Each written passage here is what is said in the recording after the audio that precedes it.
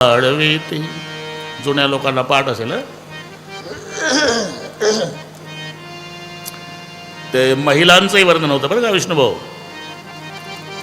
उठून गृहिणी लग बघा अंगणात सडा सम्मार्जन करीत राहतात.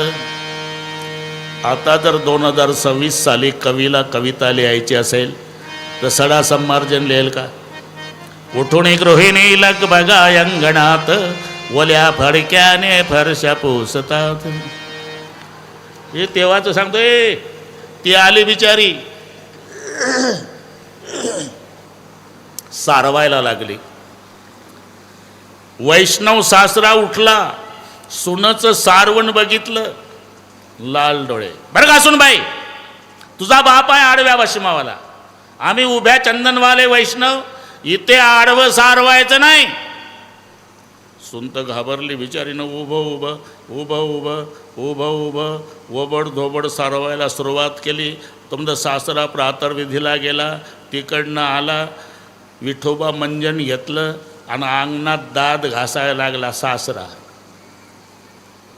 सासऱ्याचं दात घासणं बघितलं, सारवण थांबवून सून आली आणि मंजनवाला हात धरला सासऱ्याचा. थांबा मामाजी, वैष्णव आहे तुम्ही, मग खबरदार आडवे दात घासले तर. पुरा सासरा हादरला. मी तिथंच होतो म्हणून सांगतोय बरं का सुनबाई, काय तुला वाटल ते तू कर, मला सरळ येणार. अरे हरिहरा भेद नाही नका करू वाद, एक एकाचे हृदयी गोडी साखरेच्या ठाई. आपण पहा, अजूनही भगवान शंकर पंढरपूरच्या वारीला जातात. आपल्याला दिसत नाही, पण वारी म्हटलं की वारकऱ्याला काही सुचत नाही. जर्मनचं ताट, पडसी, पताक, झेंडा खांद्यावर चालला. ज्ञानबा तुकाराम बायको वैतागून गेलेले असते. बऱ्याच वारकऱ्याच्या वैतागलेल्या असतात. पेरणीचे दिवस नाही, हे चाललं झेंडा घेऊन. अहो सांगून तरी जा ना, गाजर गवत पेरू का बाजरी. ते म्हणतं तिकडे तुझं वाटळ होतं. संपदा सोहळा नावडे मनाला लागला टकळा पंढरीचा. शंकरजी पंढरपूरला जातात हे पार्वती आईला कळालं. पुढं चालला तुम्ही वारीला, तुम्हाला बरं वाटतं दरवर्षी, आमची नाही काय इच्छा होत.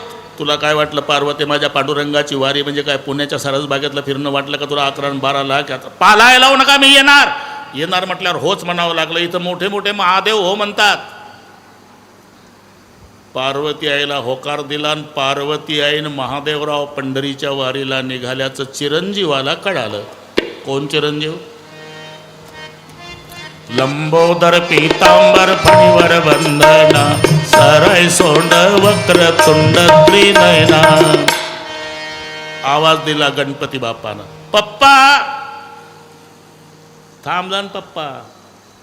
पार्वती, केवढं अवघड झालं वारीचं प्रकरण. एवढ्या मोठ्या पोटाचं पोर एवढ्या वारकऱ्याच्या गर्दीत कुठं फिरवायचं? अहो लागला पिंट्या मागत घ्या. तुला काय पिंट्या वागवायचा मला? आता पायीवारीचं कॅन्सल करा, मग आपली इंडिका काढा. समजलं ना? हां, समजून घेत जा. नंदी बैलाला सज्ज केलं. नंदी बैलावर 3 जण बसले, पार्वती, गणपती, महादेवजी. पंढरीला निघाले. हे पद्यामध्ये वर्णन आहे. थोडं डोकं चालवा, वारीचं वर्णन सांगतो. 10 चरण जयाला चौपदी चालत आहे, नयन हे 11 ज्या पंचमुखास पाहे. खचितची नवल वाटे अष्टकर्ण जयाला, पशु जरी म्हणू त्या ते 2 पुच्छ तयाला. 10 चरण जयाला चौपदी चालत आहे. पायाची बेरीज 10 आहे. पार्वतीचे 2 पाय, गणपतीचे 2 पाय, महादेवाचे 2 पाय आणि नंदीचे 4 पाय. हे वारीचा हिशोब करा. महादेवजी वारी करतात. 10 चरण जयाला चौपदी चालत आहे. चालतंय 4 पायाचं.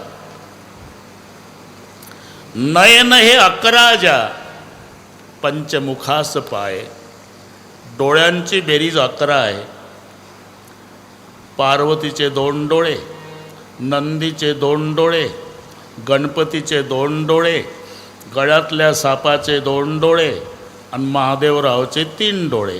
नयन हे 11 ज्या, पंचमुखास पाहे.